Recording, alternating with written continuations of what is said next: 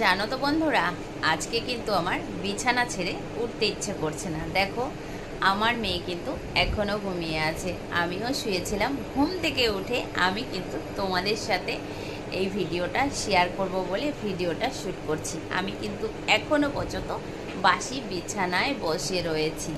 সত্যি বলছি, বাইরে বৃষ্টি বৃষ্টি ওয়েদার, ইচ্ছে করছে না বাইরে গিয়ে কাজ করতে। আমার তো ঘরের ভিতরে সব কিছু ব্যবস্থা নেই, এবার বাইরে তো যেতেই হবে, ভিজতেই হবে। কি করার আছে, ভাগ্যটা তো আর সাথে নিয়ে ঘুমিয়েছিলাম, তাই ভাগ্যটাকে এখন জাগিয়ে তুলতে হবে, ভিজতে তো আমাকে হবেই। তাই তোমাদের সাথে একটু শেয়ার করলাম যে আমার মনের কথাটা। সত্যি বলছি, আমার আর আজকে বাইরে ভিজতে ইচ্ছে করছে না।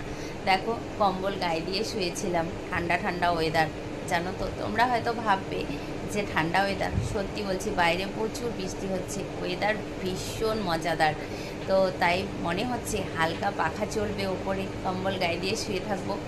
এটা কি আমাদের ভাগ্যে হতে পারে না?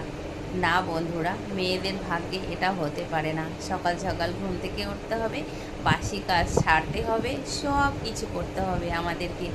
তো চলো, আমি এখন যাব বৃষ্টির মধ্যে সব কিছু বাসি কাজ করতে। আমাকে তো ভিজতেই হবে, তাই ভিজে স্নান করে আসছি। টাটা।